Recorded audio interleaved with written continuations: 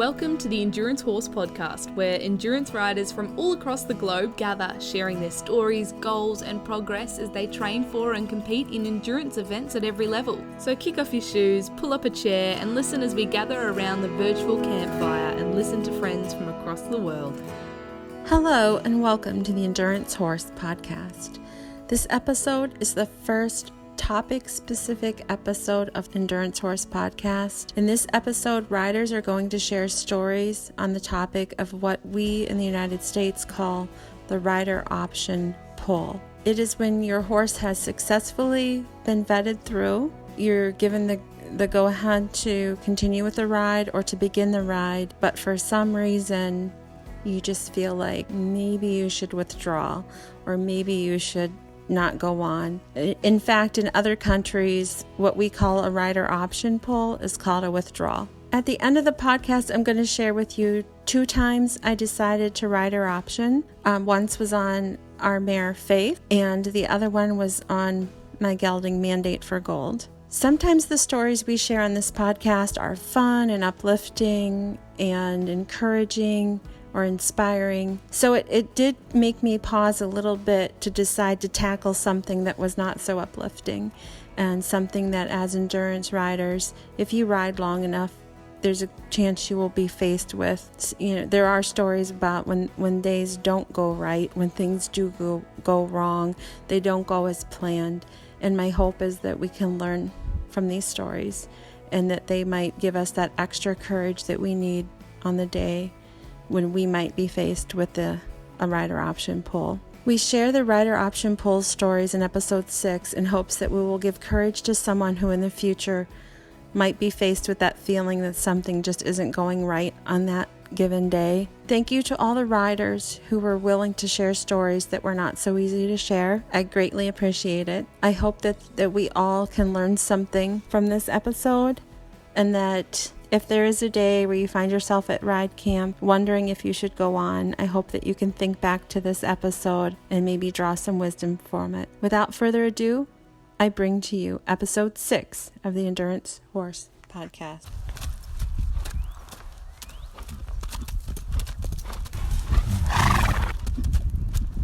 Hi, Jenny Chandler here from New Zealand in the sunny Waikato.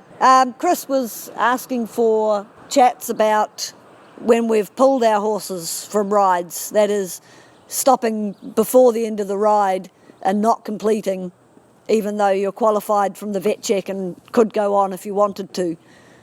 We call that, in New Zealand, we call that withdrawing. I just recently spent some time in America and was lucky enough to go to an endurance ride. Well, when I say recently, it was nearly a year ago. And one of the things I noticed is that we have similar terminology for completely different things. For example, when you talk about vetting out, you mean that you've passed the vet check and you're out of the vet ring and ready to go on to the next loop. If you vet out in New Zealand, that's it. Your horse is lame, you're metabolic, you're out of the ride. So that one was really messing with mine and my New Zealand friend. We were kind of having trouble coping with that, so we'll just divine a few things and differences there to start with. Twice in this last season, the New Zealand season is virtually over now, I ended up once pulling the horse I was riding and having my friend who was riding one of my other horses also withdrew him before the end of the ride as well this season. So we'll start with my one. I was riding my good endurance horse Tigger. He's a 15.3 dark brown Anglo-Arabian. It was an 80k ride. It was muddy. Doing the first loop with a couple of friends who I hadn't had the chance to ride with before, so we were having a really good time, chatting away, giving each other a hard time, having fun as you do. And we were not far from the end of the first loop, which was 30 kilometres, going along a new track, and Tigger's back leg went down a hole.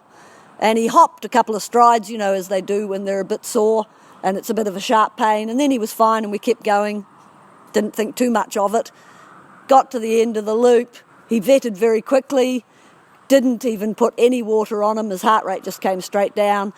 So hadn't put any water on his neck, let alone washed his legs off. He passed the vet check. The vet didn't notice anything. Got him back to the to his pen. I still had to wash the mud off. So I'm washing all the mud off his legs, and blow me down, he's got some skin off that back leg that he put down the hole. It wasn't bad. So I went to the vet and I said, I want you to come and have a look at my horse. So she came over and I said, did you notice that? And she hadn't noticed it, I hadn't noticed it. She looked at it and said, it's up to you. It was a bit deeper than it looked at first initial glance. It was a little bit deeper than you thought it might be. It was like, well, we could continue, we could stop.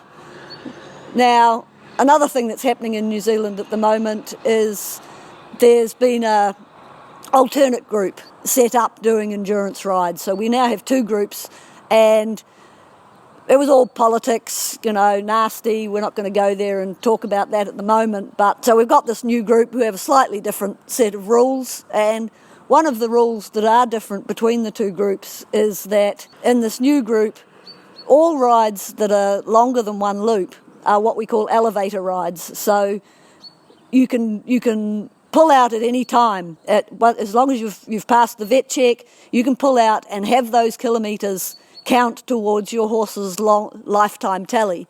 You're not eligible for placing, obviously, but those kilometres count, even though you don't complete the ride. In the other group, there are some elevator rides, usually only 60 or 80 kilometre rides, never longer than that. And you have to declare that you are riding in the elevator ride before you enter. And then, same rules, if you stop partway through, your kilometres will count. But most multi-loop rides in the other group are not elevator, and this was what I was used to. So I hadn't come across this situation before where I could have the kilometres count in a ride that, all rides were elevators all of a sudden. And so I was surprised at that point how it changed the way I thought about it, because under the other system, you'd manage it. You'd look at it and go, well, he's probably okay. He's not sore. We'll wrap it up before we go out. He'll do the loop with a bandage on, and chances are he'll get through the next loop. A little bit of a gamble. It might get a bit sore. It's not going to hurt the horse as such.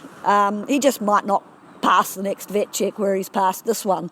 And we would have probably tried to manage him through continuing the ride. Slow down, take it easy, be careful, look after the horse, but manage it and continue. With this new rule where suddenly it's like, oh yes, that's right, it's an elevator ride, and my philosophy was, well, hey, I've got this 30 Ks in the bank, we've got that, I could try and manage the next one, I might get 60 Ks, I could pull them at 60 Ks, but I might not make that 60k. So it was actually, and the point of the having that rule there is it made it easier to say, no, it's better for the horse if I don't continue, so I'll just stop him now, not risk going on for another loop and possibly not getting through the next vet check. And so I stopped there, and it was just interesting to me how you think, listening to myself now, I'm thinking, well, it shouldn't have made any difference. I should have made the same decision regardless. But it just took a little bit of that pressure off and made it easier. And so that was very interesting. And it made it easier to do the right thing for the horse, which is why they have that rule in there. So that even if you're doing a 160k ride, you all know, a 160k ride is special. And, that's your 100-miler. And it's very special, and you get a lot of people who, they might have 1 loop to go, and it would be better for the horse. The horse is tired, and they end up limping around that last loop to finish the ride, where possibly they would have said, okay, I've got 140 kilometres. Today I'll stop. My horse is too tired. My horse doesn't want to go on. Or possibly the rider is injured. How many of us have gone on and ridden when we're injured? I know I have. So that's really a nice philosophy that they've brought in to the new group. And the other horse is a young horse that I've got, and he'd done 4 40-kilometre rides during the season, and the end of the season ride was a marathon ride. I was riding a borrowed horse in the big event, which was 240 kilometres over the 3 days. And my friend was going to ride Richie, my young horse, in the smaller mini marathon, which was 120 kilometres over 3 days. And the first day was 50 kilometres, and it was a tough track. And so that was further than he'd been before. And because it was a tough track, it took a long time. Big marathon, the 240k marathon riders were doing the 50 kilometres in about 6 hours, 6.5 hours. So that was longer than he'd ever been ridden before. And after the ride, in front of his girth area swelled up a lot because it was just, much longer than he'd ever been out before. And we could have managed it. He passed the vet check. He vetted well. His heart rates were good. Again, we could have managed that, ice and looking after it. But combined with the fact that there'd been a lot of metal, a lot of stones on the course, and he'd got a stone bruise, we could have also managed that, icing the foot. But again, it's like, he's a young horse.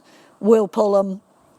We won't take him and do the second and third days, and we'll claim that 50 kilometres because, again, multi-loop ride, it had elevator status, and so, again, he claimed those 50 kilometres and didn't go on to complete the whole distance. In both cases, I think it was definitely the right call.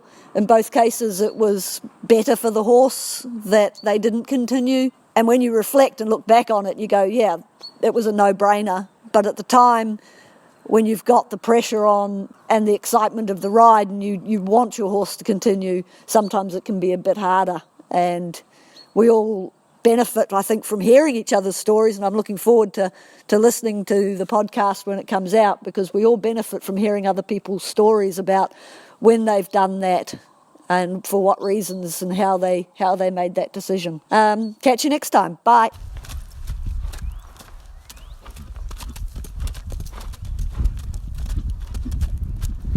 Hi all, Daryl again from New Zealand. I have to say that I'm loving hearing everyone's stories. My husband is really not horsey, and he's amazed at how long we can all talk about horses and endurance and never run out of stories. Christina was asking about rides we'd pulled out of, so I thought I'd share a couple of mine from a couple of years back. First one was one of those early rides of the season, and it's an area we all love, Aria in the King Country, towards the west coast of the North Island. First up, I have to say that my primary goal every single season is to get 100% completion rate every single time, so it really goes against the grain to pull out. This particular ride was going just fine from what I remember. We'd been out and done a big loop and then headed back to base on common ground with another little loop bringing the track around to a gateway where you're meant to turn left and head home. I was riding on my own at this point.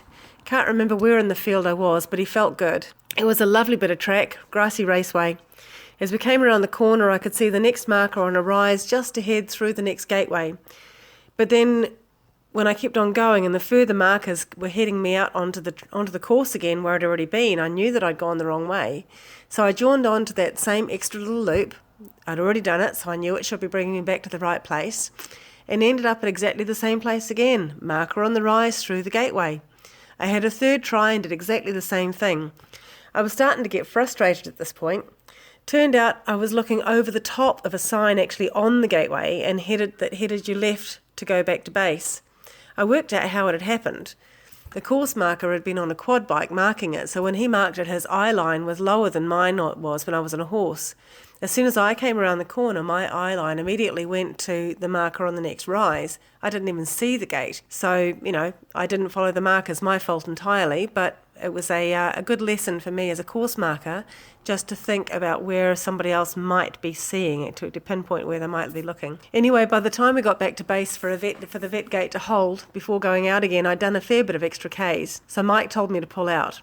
I resisted mightily and was quite unhappy about doing it, but sometimes you need to put ego aside and look after your horse.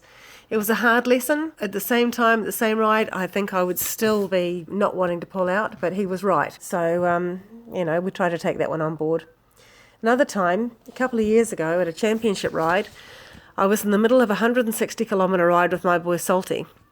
We were safely through 3 loops and we were headed back towards base on the 4th loop. There was a water trough in the fence line just off the track, so we went up for a drink, and then walking back to the track, I'm talking about 20 feet probably, he found an old post hole with his hind leg whole hind leg, whole hind end, straight down to about hock level in a big hurry. It's like for yourself when you're walking along and you miss a step. The shock goes right up through your body to your neck. When I felt his leg go in the hole, I said to myself, I'm going to pay for that later. It was an old hole that had been thatched over with grass growth. We'd ridden over top of it about 4 times already in that ride, as had numerous others, I'm sure. We were just unlucky enough to find it, the hoof coming down right in the centre of this thatched over bit. Course markers would never have seen it, neither would the TD when they expected the course. I found a stick to put in it so that others wouldn't fall in, and then told the officials when I got back so they could make it safe. Salty trotted up slightly off, not quite lame, but the vet was hesitant. I explained to the vet what had happened on course and said, if I told you I was pulling out anyway, would that make a difference? They passed me through the vet check. I took him back to his yard and then came back and told him I was withdrawing. So his record says that I retired, New Zealand speak for RO, rather than went out lame. He never went lame on it. And I did get some body work done on it. I'm glad I pulled out. It was the right thing to do. As I say, I knew when it happened on the course, and I knew that it was going to cause an issue when it happened. Not my fault, not anybody else's fault, just something that happened. You know, that's what happens. This is endurance. My husband is a chiropractor, not for horses, unfortunately. So I know what a misstep like that can do to a body. I think that may be the only 2 times that I've pulled. One I was very resistant to, because it wasn't my idea, and the other one I'd pretty much already decided to do that before the vet check. Hopefully I've learned from those and we carry onwards and upwards to successive seasons. Catch you next time.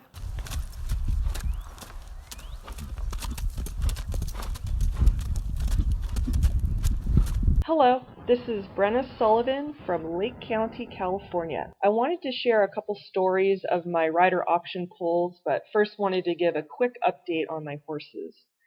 My mare Sky is unfortunately out indefinitely with an undiagnosed medical problem. At the end of April, we had an emergency where the left side of her body swelled basically from her neck to her loins. I had to haul her to UC Davis, which is one of our best equine medical hospitals in the United States. She was there for 2 days in the ICU, 4 days total, and they did countless testing and diagnostics on her. They found that the swelling, which we initially thought was an allergic reaction, was actually hemorrhaging into her subdermal layer and also into her guttural pouches. Unfortunately, we do not know why or how it happened. I kind of have the feeling this is part of an underlying problem that I've had a gut feeling about for the past few months. And we go back at the end of the month to do some more testing. So it's been very stressful and emotionally draining. I really hope we get an answer soon. And best case scenario, I hope it's something that's treatable and I can get my horse back. I had a lot of plans this year with her, including Tevis and Virginia City. I'm looking at my gelding Ranger now to see if he's up to the task, which coincidentally brings me to the subject of what I wanted to talk about today, which is my rider option pulls. This past weekend, I took Ranger to a local ride, which has some climbing and some heat and humidity. It's a really, really great Tevis training ride. And also I wanted to take him to see how he'd do in the heat. You know, he's done some multi-days and 100 over the winter, but I haven't really tried him at endurance distance in the heat. So the plan was to do 2 back-to-back 50s, obviously taking 1 day at a time, and kind of go at a moderate pace, see how he did. So on the first day, he went out really well, climbed really well. He got through the first vet check. Great, pulse down. He didn't drink at the first water, but that's pretty normal for him. He was pretty hydrated from the day before. He eats and drinks really, really well in camp. So, but he tanked pretty good at the second water. We came down into lunch and he pulsed within 5 minutes, and I took him up to the vet check, and all the parameters were pretty good. Hydration was good, impulsion was good, you know, his recovery was okay, but the vet did say that he had quiet gut sounds. He was really hungry, so again, I wasn't too worried. This is kind of normal for him to come in with some quiet gut sounds. But I asked the vet if I could take him back for a recheck before he went out again. And he said that would be a great idea. So Ranger ate and drank pretty good all lunch. He ate like a pig. He ate really well. So I took him back in at the end of the hour, to go to the vet, and I was pretty confident because he ate and drank very well, but the vet said, he's still got pretty quiet gut sounds. And to me, this is a pretty good red flag that something wasn't quite right. With the eating and drinking he did, he should have had really loud, numerous gut sounds. So I decided to pull. I figured it was obviously better to go back to camp with a healthy horse than to have problems later on in the day. Especially, the second loop has a lot of climbing and it was starting to get hot, so it really was a no-brainer to pull him at that point.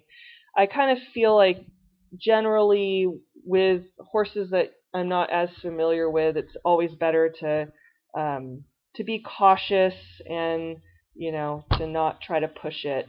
I've had Ranger for a year. I've only had about 500 endurance miles with him.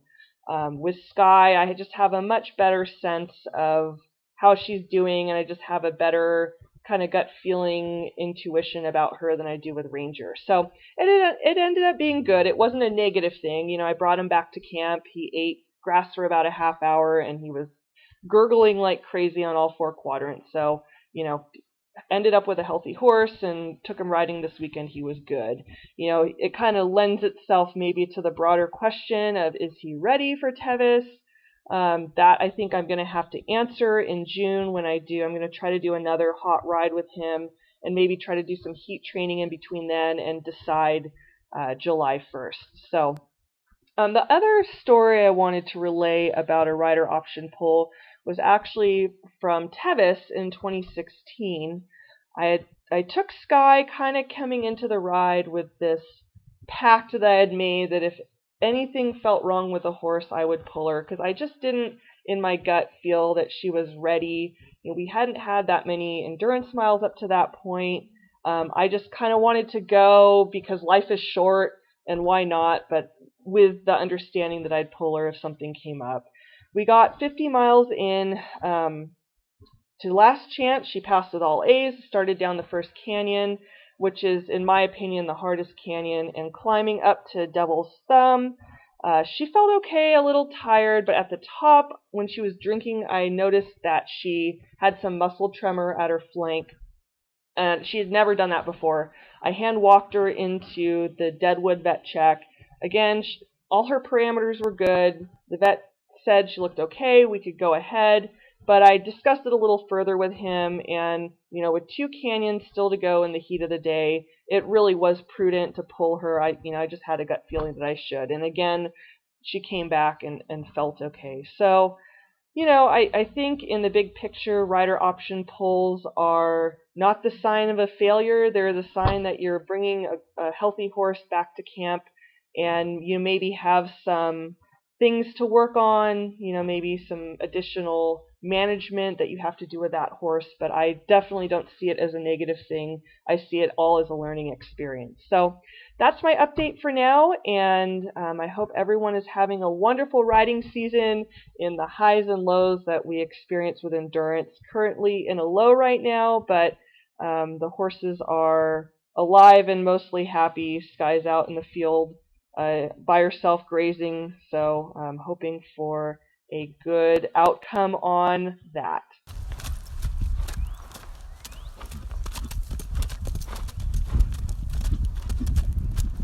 Hello there, it's Tara Leroy from Wisconsin again, and I just thought today that I would share my rider option pull story. I was doing what was going to be my 6th 50-mile endurance ride and an awesome little ride in Montana that I loved. That same day, my 16-year-old sister and a friend that we conditioned with were going to be doing a 25-mile ride together. This ride worked out great because all the vet checks happened to be in camp for this ride, so during the course of my ride, I could actually keep tab on my sister's progress. As they came into one vet check, I was excited to hear that they had completed and their horses were vetted out and looked great and they had an awesome ride. This ride, the terrain was nearly identical to what we trained on at home, so all of our horses really handled the ride with ease, and that day my horse was doing just incredible. Everything was going perfect, and I was on cloud 9, just loving that ride. As I neared camp for my last vet check, I was excited. We were in top 10 position. My horse looked and felt great and was moving incredible, and we had only 10 more miles to go after we completed this vet check. The last thing on my mind at that point was voluntarily pulling. However, as I approached camp, I sensed something was amiss. I saw a lady yelling, saying, "Come quick, come quick." And at first I thought she was talking to someone else, as I didn't know her. But I quickly realized when she said, "Your sister's horse." And I jumped into "oh my God" mode, leaving my horse to waiting strangers ready to see to his needs while I got brought up to speed on the situation at hand. Banner, my sister's horse, who was a white Appaloosa Tennessee walking horse cross, had finished his ride, and he'd vetted out with great scores and no concerns. But my sister had noticed within the hour that her usually perky and slightly obnoxious horse had lost that twinkle in his eye and just seemed a little off. With the vets reviewing him, they quickly started fluids, and he started crashing fast. By the time I had gotten into ride camp, the consensus was from all the vets at the ride that colic surgery really would be the only way to save him. He was pretty bad off. As I was taking in all of this info and processing it, I was a mess inside. We were hundreds of miles from home in the middle of nowhere. I didn't have thousands of dollars to spend for surgery. And my sister had lost so much already. No one there knew that she'd buried her mom, been abandoned by her father, been forced to leave her home, her school, and her friends behind and start all over. And that I, once her formerly cool big sister, had turned into her legal guardian at the age of 21. So we'd had our struggles, and we struggled through a lot together. But we had found endurance riding a sweet release from all of things bad, and it was one thing that we really enjoyed doing together. So the thought of this turning into another tragedy was heartbreaking for me. I didn't want my little sister to lose her horse on top of everything else. Ride management and everyone there that day was incredible. Arrangements had already been made by the time I got into camp. There was a vet on standby at the nearest clinic, which was 60 miles away in Kalispell. Volunteers had a trailer hooked up, waiting. Others were standing by to take care of my horse and my camp so I could leave them behind. We loaded Banner into the trailer, and I decided to ride with him in the trailer to make sure that all his IVs stayed in and that he stayed on his feet for the duration of the ride. I remember it was an open stock trailer, and it had started to rain shortly after we left. And I remember being cold and wet and angry at the world, and thankful that the rain was numbing my face for the tears that were flowing down my cheeks. On a side note, if you've never ridden in the back of a horse trailer, I highly recommend that you do it at least once, because you will become a much better driver knowing what your horse has to go through when they're standing in the back while you're cruising ahead. The gal that drove that day, I don't remember her name, I don't know who she was or where she came from, but she was incredible. And we made it there. And I was very thankful that she did that for us. We arrived at the clinic just a few hours from the time that I had came in to my vet check. The vet did what he could to make Banner comfortable, and since surgery wasn't an option, we decided to leave it up to Banner, hoping that Appaloosa in him would be too stubborn to give up. The vet said if he could make it through the night that his chances were good, even though he looked as bad as any case that he'd seen. So we left him behind, and we rode back to camp in silence. I was stunned, not believing any of this was actually happening. The next morning, we packed up my horse, my friend's horse, and camp, and we headed back to Kalispell to see how Banner had fared. As he pulled into the drive, I heard the unmistakable whinny and the sweetest sound I'd ever heard. And it was Banner, and it told me that he was fine, and he was ready to go home. He had fought hard overnight, and by morning he had looked good as new and had the twinkle back in his eye. The vet was amazed at how quickly he had recovered. Our little miracle horse had survived. So my sister spent the next 2 years spoiling him rotten, doing light trail riding, teaching him all kinds of obnoxious bad habits, but he was back to his old obnoxious self, and we loved him. My sister graduated high school a few years later and moved out of state and left Banner behind with me. I had gotten kind of fond of the little guy by then, and I even completed a 30-mile ride on him a few years later. Of course, we did it at a turtle's pace, way slower than he probably thought we should, but I wanted to make sure we got through it together. When the time came for me to move, and I had to make decisions and cut my herd of horses, I was proud that I was able to give him to a little girl in Montana that the ride manager had known. She was dreaming of owning a white horse, and I thought it was fitting that he go back to Montana to be reborn again, this time as a little girl's dream come true. Sharing this story reminded me of how incredible the endurance community is, and that incident made me prouder to be part of it, and to see so many strangers pull together in a time of need and help out a total stranger was truly amazing.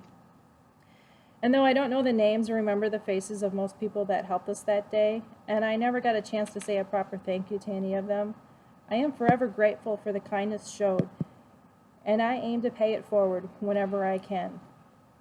I have seen no better representation of the bonds built between a horse and rider than those in the endurance community. And I know firsthand that the horses do come first, and no competitor will ever be alone in their journey. There's just way too many people that do it for the love of the horse, and for that I am forever grateful and proud to be a part of it.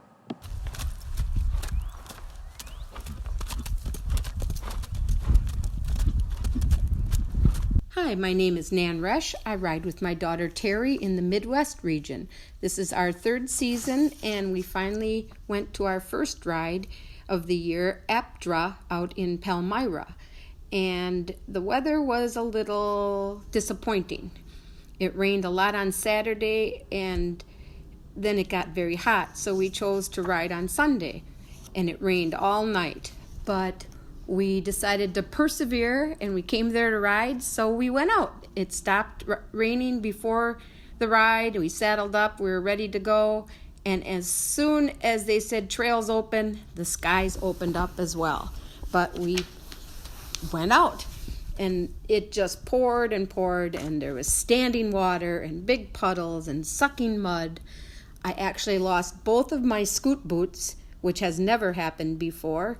We were doing pretty well, making good time, but not pushing it too much. And about mile 14, my daughter's horse, who's had tying up problems, started to wilt again. So we got off and walked the last 2 miles into the vet check. And we vetted in, and both horses had some tightness in their hindquarters, but they said we could continue. But we decided to ride our option because being Sunday, we didn't want Sierra to tie up and no vets around to help us out. So we rider optioned, and we stayed overnight that night just to camp. And Sierra was fine, but my horse Nicky was very lame on his left hind. And we massaged them and walked them, and he wouldn't even put his foot down sometimes.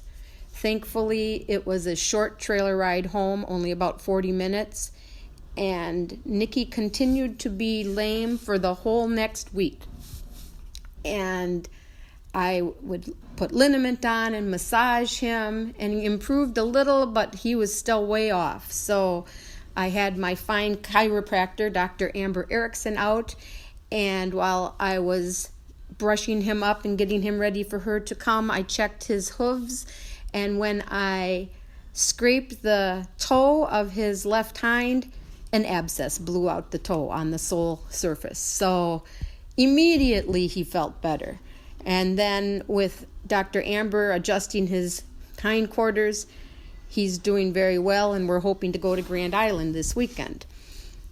As in regards to Sierra and her tying up, I couldn't sleep one night, so I was researching on the internet and found something called Equa Winner patches.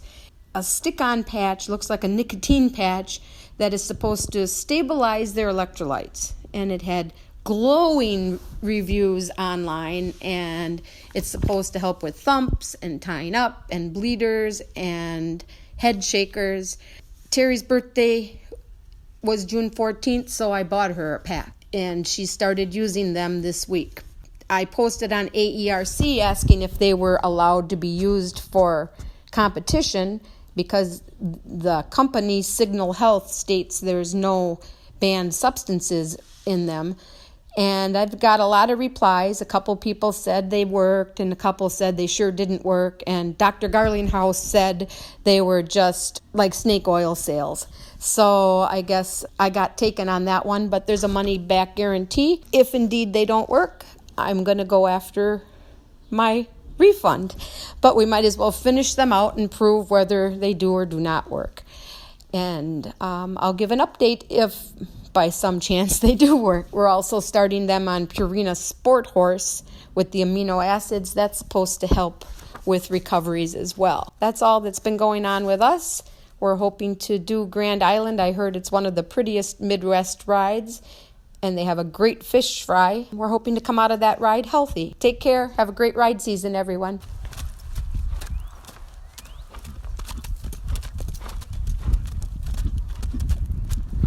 Hello again, this is Adriana Sardoni from the Marvel Endurance team, coming to you from Hervey Bay on Queensland's Fraser Coast in Australia. So this is my second contribution to the podcast. I must say I've been really enjoying listening to it and listening to other endurance riders and other people involved in the sport, apart from just the riders, all around the world. It's been really great. So thank you, Christina, for putting this together. This podcast segment is about my experience of withdrawing from a ride. So for those of you who listened to my first segment, which was in episode 3, I told you about how I came to be in endurance and how I came to be in the Marvel team.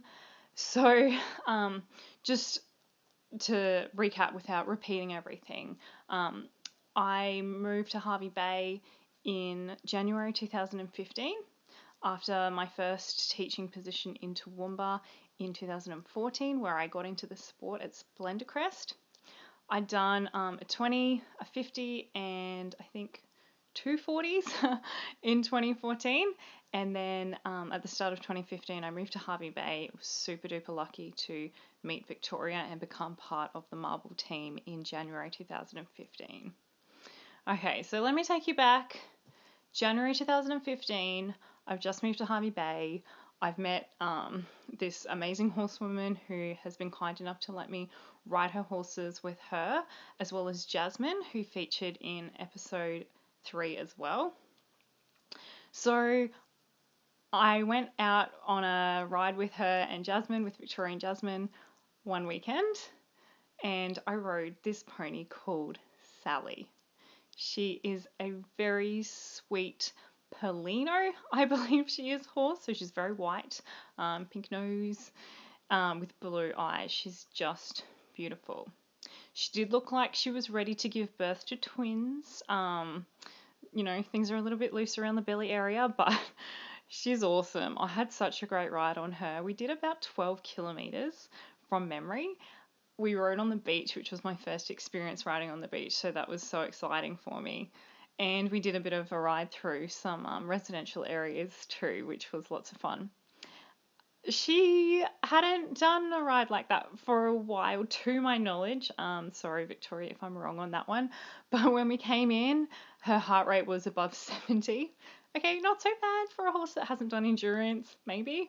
But I was just really happy that I was able to ride again, and I sort of didn't really plan on doing any rides. I just thought I'd keep my finger in it, in the sport, go to rides, strap, help out, all that sort of thing.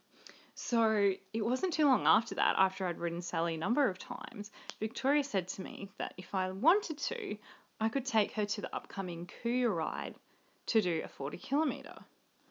Who's going to say no to that? Now, Victoria and Jasmine were both doing the 80 kilometre, which was fine. So I just needed to find someone to ride with. I could have ridden on my own, but it's so much more fun when you ride with other people.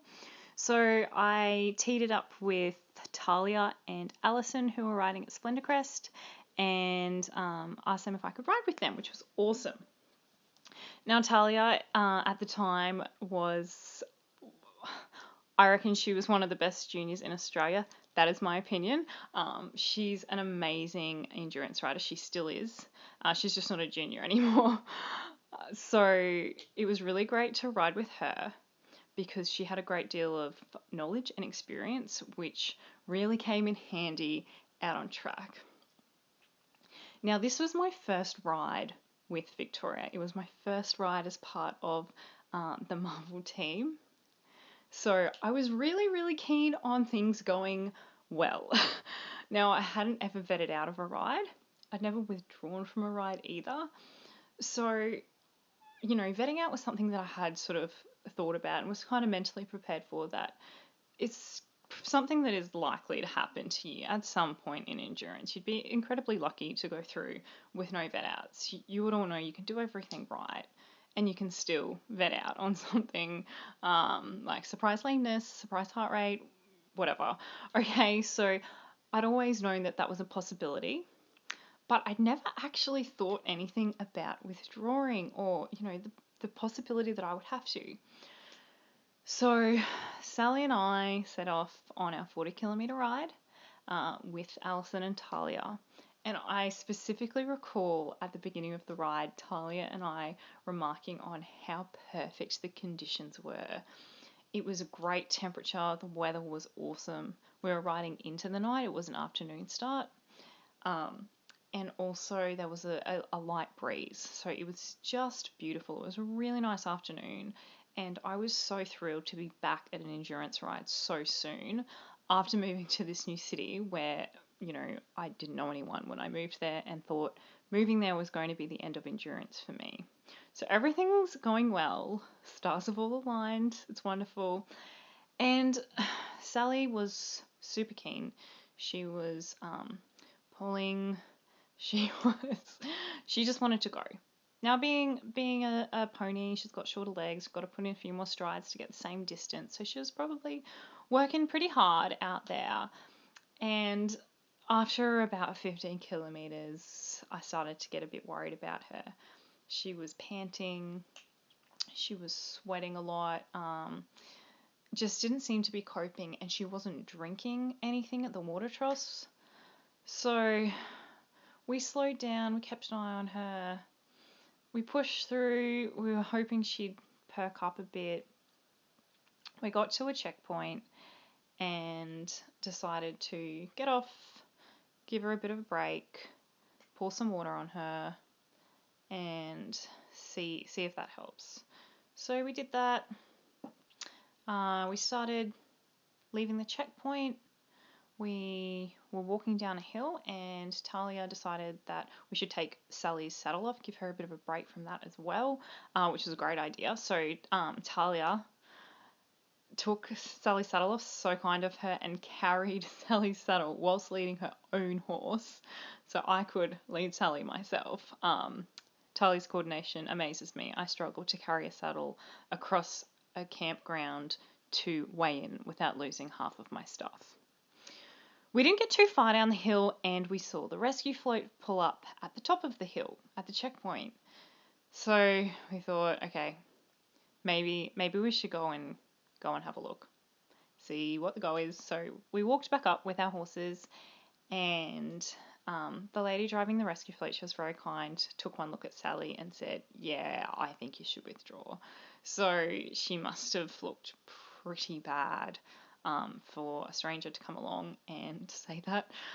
She was so kind. She was loading another horse on the float, which already had a horse on it. So it was a double float. It was about to be full.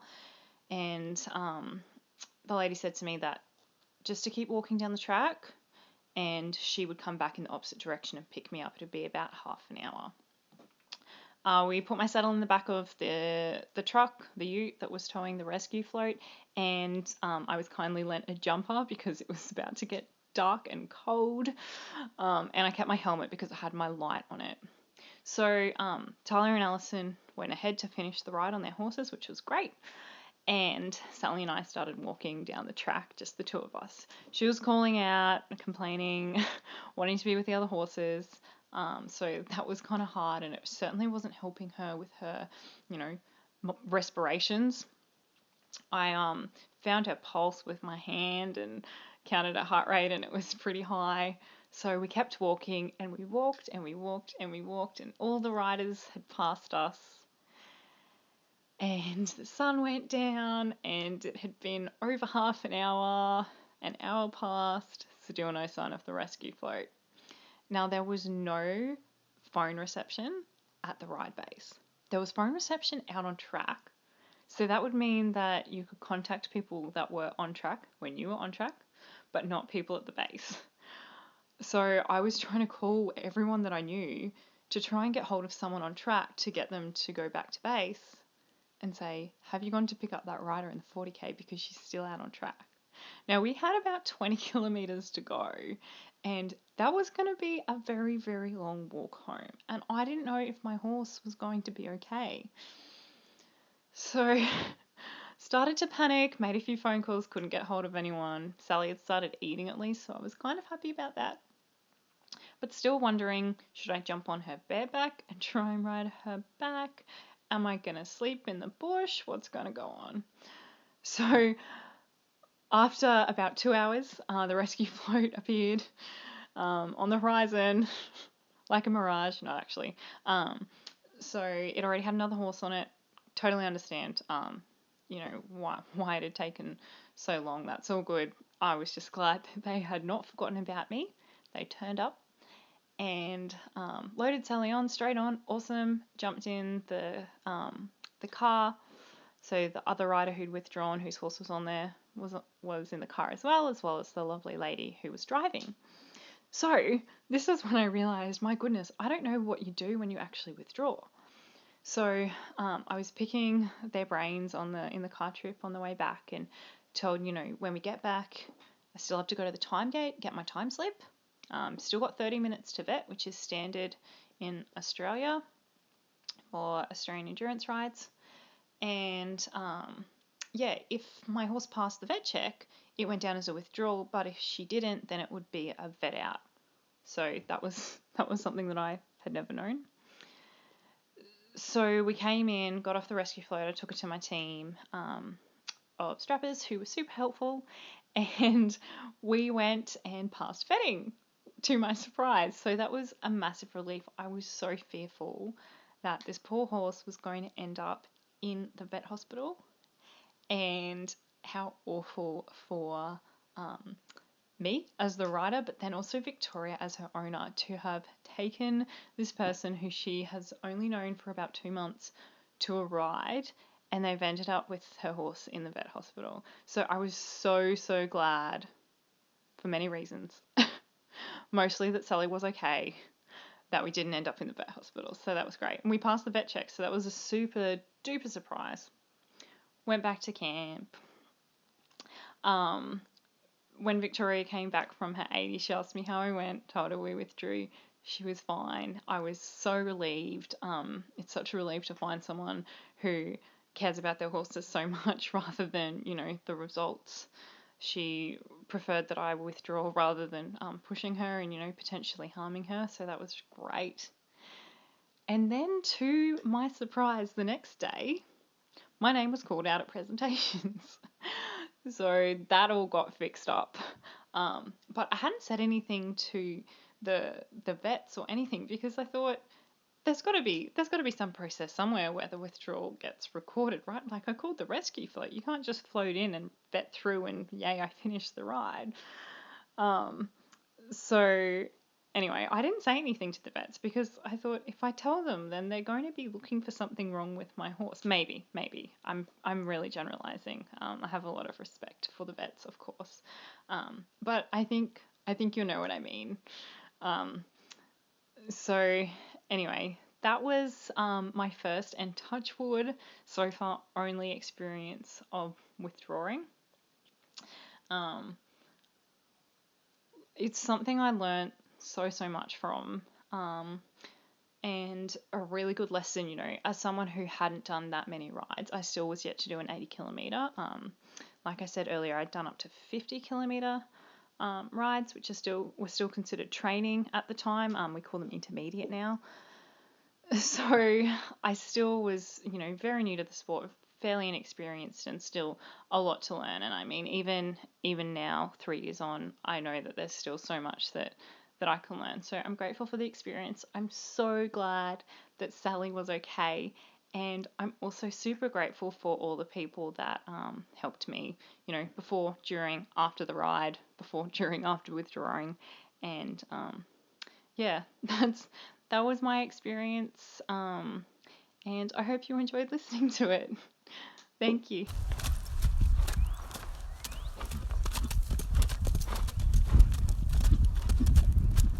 Hi, it's Barbara in Indiana. It's been a while since I've given an update, and that's because there really hasn't been much of an update to give, at least in terms of endurance. But when Christina asked for topics around rider options, I figured I had something to contribute there. So if you look at my ride record, you'll see that I have exactly 0 AERC miles. And in fact, I have attempted exactly 0 AERC miles.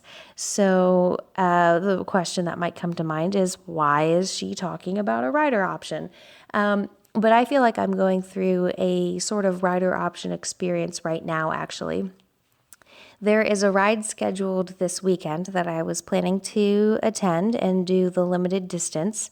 It would have been our first limited distance ride, but I have decided to scale back from that. And actually, I was considering the intro ride, but I've decided at this point not to ride at all. I think it's in my mare's best interest. We are severely underconditioned and underprepared, and I just don't think it's fair to ask her to even attempt it. So we will not be. We've had quite a few different factors playing into this decision and leading up to this over the last couple of months. I had a pretty well thought out conditioning plan for this spring, but we had some really weird weather. It was very cold this spring, and then it suddenly got very hot and humid. And I just have not been able to get the conditioning miles in like I had planned. I do know that there is such a thing as over conditioning, and I can guarantee that we are not over conditioning, that my original plan would not have been over conditioning. I was aiming for 15, 20, 25 miles a week. And embarrassingly enough, we have had a few 5-mile weeks. Between my work and the weather, I just have not been able to get the conditioning miles on Scarlett like I had planned. Also currently working through a saddle fitting issue. My current saddle fits pretty well, but not great. It's not perfect. So before I ramp up the workload, I would like Scarlett to have a very well-fitting saddle for her. So I've been working with the Reactor Panel Saddle Company to find the right saddle for Scarlett, and I think we have found a solution. So I'm just waiting for that saddle to be built and to arrive. But in the meantime, I think it would be prudent to hold off on doing much in terms of major conditioning and any endurance rides. I have also been working on some hoof booting issues as well. Scarlett is barefoot, and for my convenience, I would like to try to keep her barefoot if possible. But of course, she is going to need some hoof protection as I start ramping up the conditioning work and asking more of her, especially on some of the really rocky trails that we have around here. I think I am close to a solution on the hoof boots, but we're not quite there yet, so it's just an additional factor that's playing into my decision to hold off on entering the ride this weekend. Fortunately, I live in an area where we have access to numerous AERC sanctioned rides, so I will try again in the future once we are a little bit more prepared and have all of these issues sorted out a little bit better. I actually will still be attending the ride this weekend. I am going to be volunteering there, which I'm really looking forward to. It'll be good to experience endurance from the other perspective as well and get some more experience behind the scenes, so to speak. I'm hoping that I will get to scribe for a vet. I've been told that that's a really good place to learn a lot about the rides and management and care of the horses during the rides. So fingers crossed that I'll get that opportunity. But really, with as green as I am to this sport, I'm sure I have plenty to learn anywhere that they assign me. So I'm really looking forward to the opportunity to learn and get some more experience tomorrow, and hopefully also contribute to the day for everybody else who will be riding. So for those of you who are planning and working towards rides in the future, I hope everything is going well for you and that your conditioning is going smoothly. And in the meantime, stay safe and happy trails, everyone.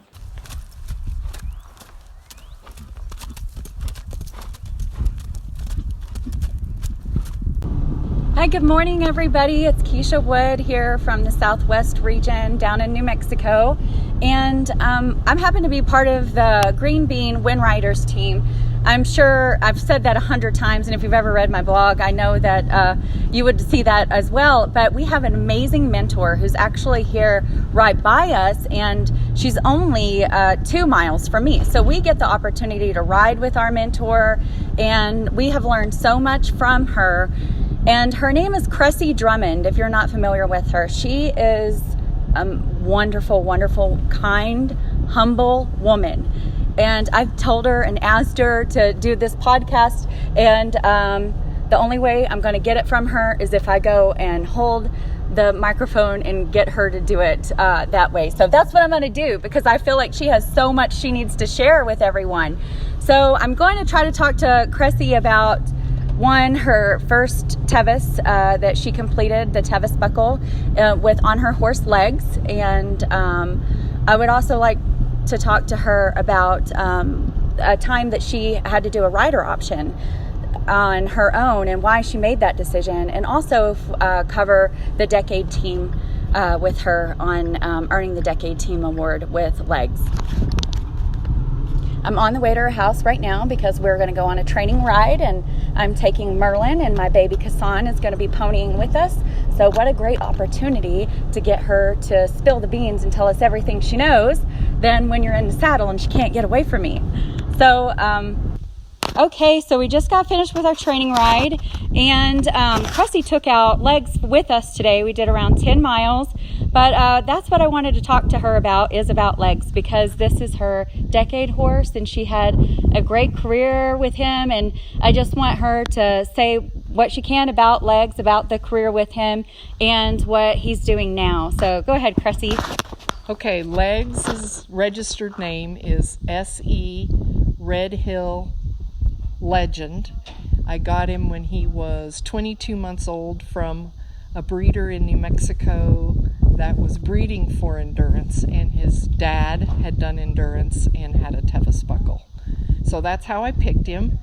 And he did his first LD when he was 4 years old, and his first 50 when he was 5. And he went on to get his 5,000 mile medallion, and we got our Decade Team Award the same year. How old was he when you did Tevis? He was 11 years old. So when you got him, were you planning on doing Tevis from the very beginning? So he was... yes. Oh, okay. So you took all that time in training him for Tevis? Correct. Every ride was a training ride for Tevis. Okay, and then how did he do? Where'd you guys finish? Well, we finished about 40 minutes ahead of the cutoff. I think we were number 75. Oh, okay, cool. And then what about now? Because now he's still working, even though he's not doing endurance. Can you tell us why he's not doing endurance anymore? Well, he's not doing endurance now partly because he has Cushing's. He developed Cushing's when he was 18 years old. And also, too, I have his younger brother that I'm bringing along at the same time. So. And hopefully we'll be doing Tevis on this year. That's the plan. So look out for Saga. And let me ask you, when every single ride that you did on legs, did you ever have to do any sort of pull? Did you complete every one? Can you tell us the scenario where you might have had to? Okay. He did not complete 3 rides in his career. The first one, he lost a shoe and then he lost an easy boot, so we just walked in and he was 15 minutes over time. The second non-finishing ride he had was a rider option pull.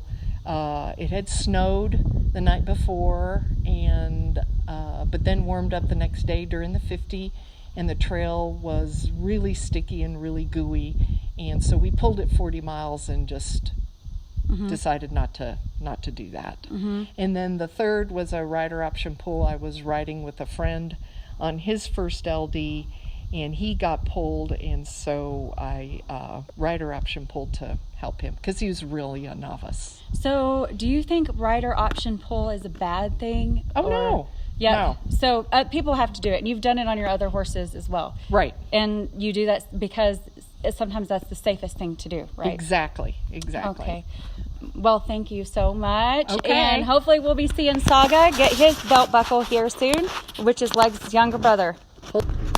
Okay, so I'm leaving Cressy's now, but I just wanted to say she definitely is everything I described her as. Just like I said, she's super humble. She could tell you a million different stories, but you got a problem out of her. She's fantastic. We could not have a better mentor.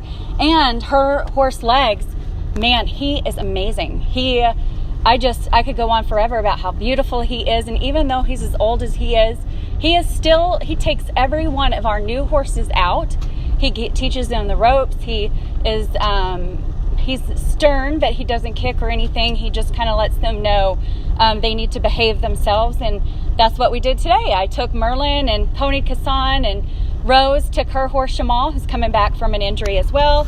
And we all plan to head up to Caja and Santa Fe next week.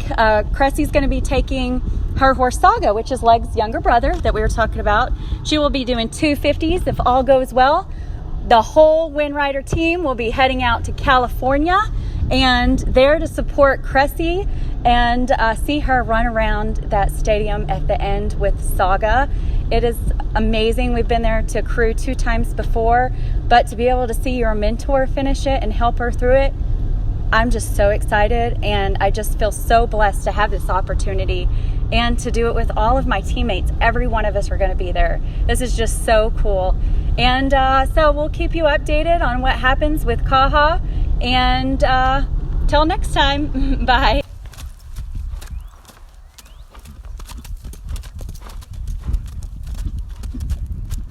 Hi everyone, this is Victoria Clark from Marvel Endurance in Queensland, Australia. So Christina has invited me to be a part of this special podcast to share my experiences in pulling my horses from rides.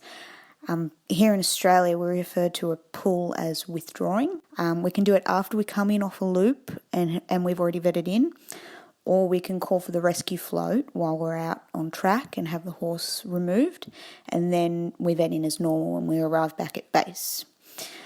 So if you've followed my blog at all, you'll know that I had a rather horrific entry into the endurance world. For the listeners who haven't heard my story, you can find it at marvelendurance.wordpress.com. It's a pretty long story, but I hope you'll be able to take something from it. I think a lot of the time, non-horse people will look at people like us and think we're absolutely mad when we say things like something just doesn't seem right, when everything just looks just fine. But we have a connection with our horses, and we can feel them and read them in ways that other people just don't know them as well as we do, and they just don't see what we see. And in the very first pull I've ever had to do, that was exactly the case. I certainly felt something wasn't right, even though everything looked fine. So it was my very first 80k ride. I was on my first horse, Bart. My dad bought him for me when I was 17. So he'd been tearing my arms out for most of the ride. He was barefoot, so I was taking a lot of care about where he was stepping. But in the end, it just wasn't enough. He was really tough. He was a very tough little pony. But after a couple of hours and about 30 k's into the first half of the ride, I decided he just wasn't handling it and it was time to call the rescue float. So I got off and I started to lead him until I could find the next checkpoint. It felt to me like he was a little bit tender on his feet, so when another rider trotted up behind me on track and asked if I was okay, I was pretty happy to just say my horse doesn't feel right. He'd been eating and drinking, so I wasn't really worried. And the other rider asked if I would trot Bart for him, and he just had a look and he said that he looked fine, but I just didn't want to risk it, so I just kept walking. It was really nice though to have someone stop and ask whether or not we were okay, so that was really kind.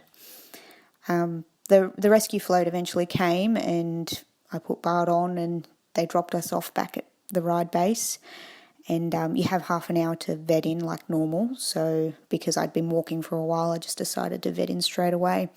And I remember the vet kind of looked at me sideways because as far as they could tell, Bart was totally fine. He trotted out fine, his guts seemed fine, everything was fine. But I think you can already tell by the way the story is going that I just didn't feel that it was right. Something just didn't seem right. So Bart went back to his yard, and through the rest of the day this feeling in my stomach just got worse and worse, and I watched and there was literally nothing to see. He was eating and drinking and walking. No one could see what I felt, and I think I annoyed everybody by saying, does he look right to you? Does he look right to you? They just don't see what I could feel. The next morning, Bart was colicking. And the night after that, after hours and hours and hours at the vet, we had to put him down. So that's a pretty horrible way to start endurance. Sorry. So I think as horse people, we know colic can happen anywhere at any time and for so many reasons or for no reason at all. And it took me a long time to come back from it all, but the thing I learned was to trust my instincts, and I put a lot of value on the relationship between a horse and a rider. And it's the most important thing in our sport, knowing your horse inside and out and trusting yourself when you feel like I felt. The signs may not be showing yet, and you might just be crazy, but you might not be. So if you can take anything at all from what happened to me and to my horse, please take this. Always trust yourself and ride on.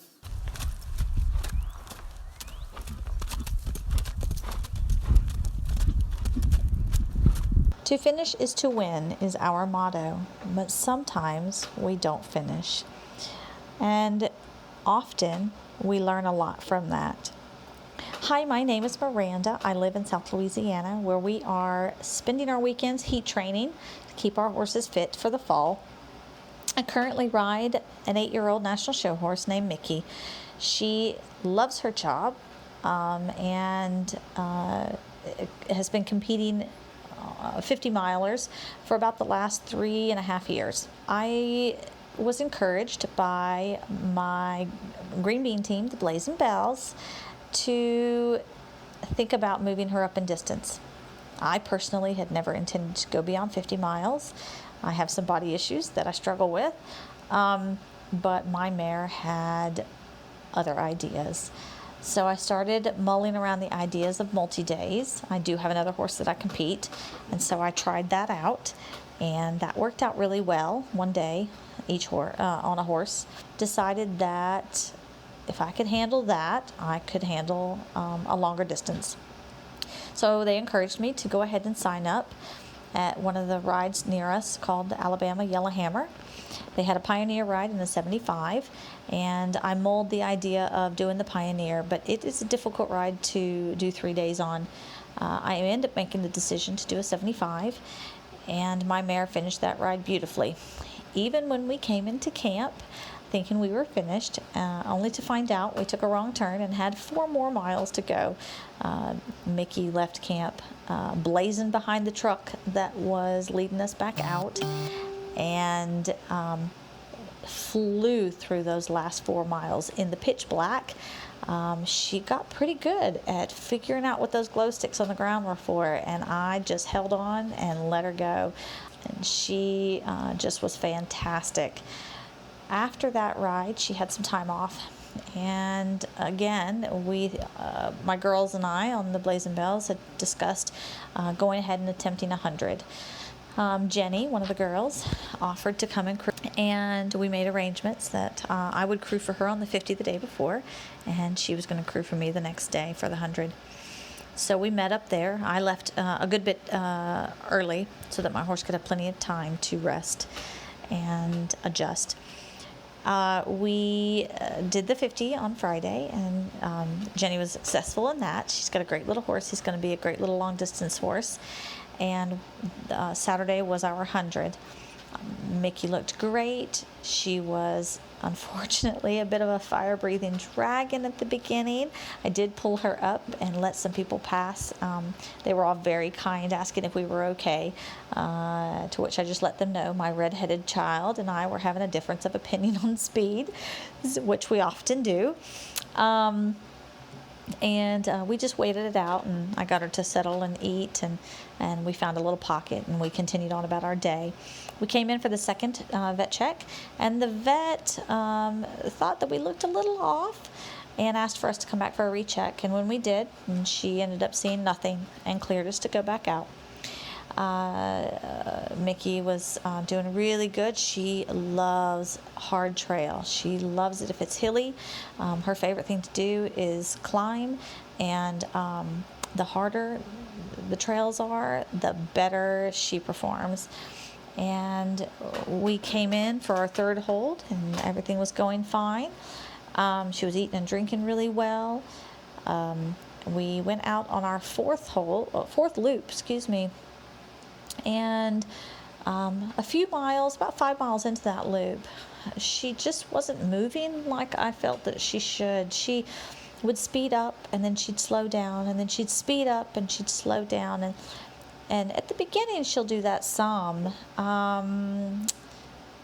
because, she might be trying to accordion between horses, but that's not her typical. She normally moves out at a really solid pace, and she kind of sticks to that.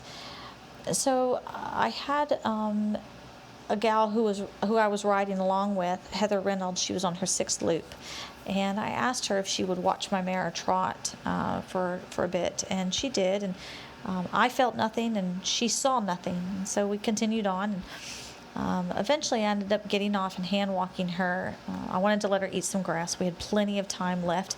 It was just getting dusk, and we only had 1 loop to go. We ended up breaking a set of reins. Girls and guys, always check your packs before you head off to trail. I had forgotten to replenish my zip ties, so I ended up grabbing my sponge leash and improvising. It worked out pretty well. We mounted back up after I let her have something to eat, and I couldn't see anywhere where she would cause me some concern. So mounted back up and headed off into the dark. We got turned around and had to ask for assistance to put us back on trail. And I realized we were not where we were supposed to be when I was noticing that we were towards the beginning of the loop again, going the wrong direction. So anyways, Stag got me back on trail, and then I had to call again about a mile later because somewhere where I was supposed to be crossing, I could not find the glow stick. And he came back out to assist me again and agreed that it was very difficult to see. And I'm sure they rectified that because it didn't seem anybody else had the problem, but got us back on trail. At this point, the trail was a little harder pack, and Mickey was just reluctant to move out freely. So I got off and we hand walked out of the woods and up a hill to the road, and I called Stag back and asked him to go ahead and send a trailer for us. I knew then that something wasn't quite right, even though she looked really good and she was eating and drinking. They took us back to camp and the vet checked her over. All her parameters were good, her rate was good. She didn't seem to be in any kind of distress. Poor Jenny had to trot her out like 4 times for multiple vets because they wanted to double check and make sure, and I really appreciate that. They're so very thorough, and they really want to make sure that your horse looks good. But here's the thing, and Ken has said this and other vets have said this: we should know our horses. We should know how they move. We should know, their nuances. And I knew that something just wasn't quite right. I know that sometimes we think we're second guessing ourselves. Maybe we're thinking something's wrong, but oftentimes we know. I think subconsciously it's us trying to tell ourselves that we know something's not quite right. And so they couldn't find anything, but because we had trailered in, we went ahead and pulled, and it's a lameness pull. Because I felt she was off, and I was pretty disappointed. Our first attempt, and it's going to show up as a lame, and it was kind of sad, but she looked good. She was happy.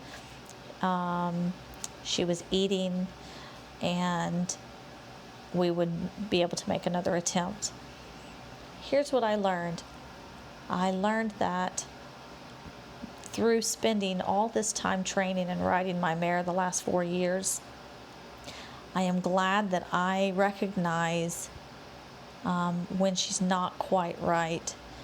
She's extremely stoic. She doesn't show a lot of when she's bothered. The next morning, I went to pull her glue-ons, and there were a couple of areas that were putting pressure on her soles due to some things getting inside and some errant glue, if you will. Unfortunately, that was the issue. And though she still didn't look lame the next morning, with them on and without them on, I still knew, and I'm glad that I recognized that being an issue that night. And I'm glad that I could put my want of finishing my very first 100 over her need to have me recognize that though she is strong and loves her job, she just wasn't quite right. That being said, we lived to ride another day. We learned a lot from that ride, and we are looking forward to our next long distance. Probably a 2-day. It just depends on some factors. But do expect to see us out there again. Y'all have a great time out there. Ask questions. Read. Get with your mentors. Have a good time. Enjoy your horses. Learn about them. And have a great ride.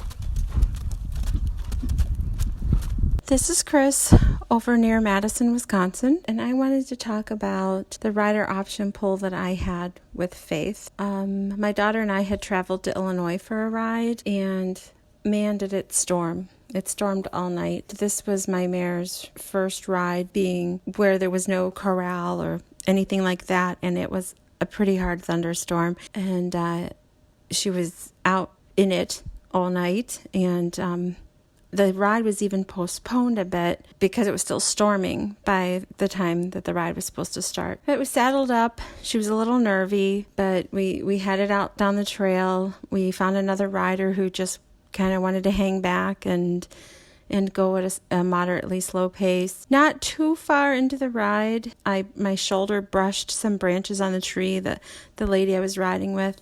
We were chatting and riding side by side down this grassy path next to a field, and some some, I think they're called bald-faced hornets. They're black hornets with white heads. They fell out onto my hands and stung my hands, and I think stung Faith a little bit, which thank God she did not overreact. So I have some allergy to certain stings. I wasn't feeling the best after that, but we went on. As long as we were out in the open, the trails weren't too bad. We got to a loop that really winds through the forest quite tightly on these trails. Man, was it wet, mucky, and kind of on a slanted hill. I forgot how many times I got down to walk her through some iffy areas that were very near the river. And although she was being good, I was worried because some of the roots, I felt like she could slide. While she was sliding, she'd, hit her foot under it. It would just be harder for her to do that with me on her. So again, the lady I was riding with was super patient, and we both had gotten up and down a couple times, and we came out of the woods, and that was just, there were parts in that woods where I just thought, I felt guilty that I was asking her to do that. And it was a 15-mile loop. And in the back of my mind, I thought, what any other reason or any other day would I ask this mare to do this? And I was so glad when we were done. And we went and we vetted through, and I was chatting with somebody about, well, at least that loop's over. And they said, oh, hon, it's the same loop again. And it didn't take me too long to decide. I kind of went back to the trailer, and I called my husband and said, I know you're on your way down here to watch us finish, because it was a little bit of a drive. I said, but would you be terribly upset if I just pull, and then when you get here, we just pack everything up and head home? And he said, you got to do what you think's best for the horse. And Faith is really, she's just starting out. And she was giving me all she had, and she would have done it again. But I was just really worried about asking her to do that again. And we had taken a while to get the first loop done, and I thought, it's going to be iffy. And I didn't want that feeling of that I was pushing her to get a finish, And then I thought, it's just like maybe she would strain a tendon or something. Even though she trotted out fine, something in me said, you know what, like if you push her, you're going to strain something. Like maybe we should just stop. And Jim, you've heard him on here. He's super kind and supportive. And he said, that's okay.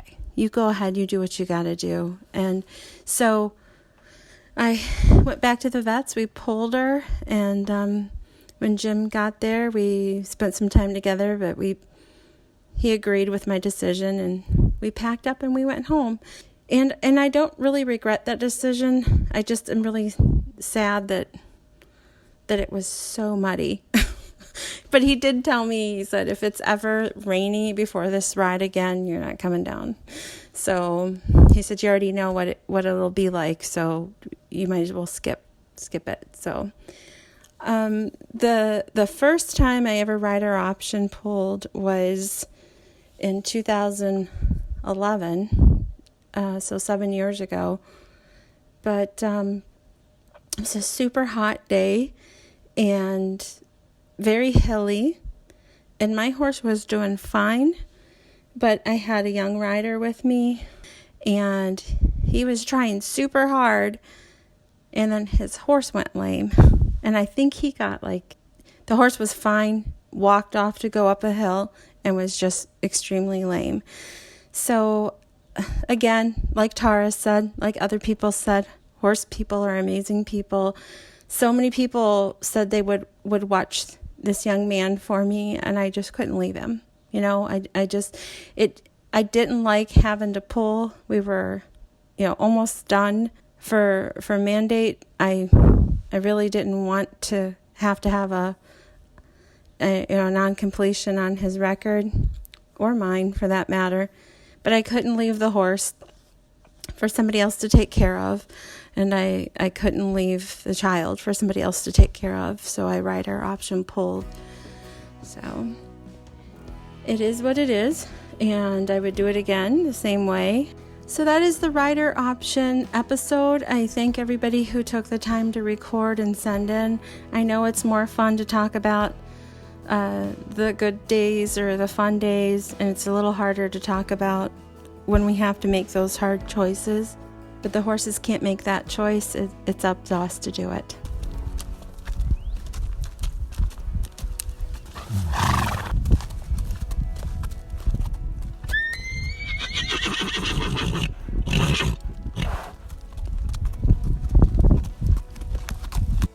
We enjoyed having you along for the ride.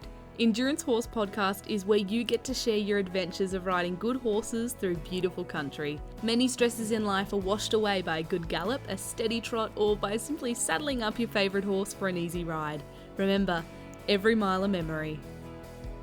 To share your story on Endurance Horse Podcast, send an email to endurancehorsepodcast@gmail.com. Until next time, happy trails and enjoy the ride.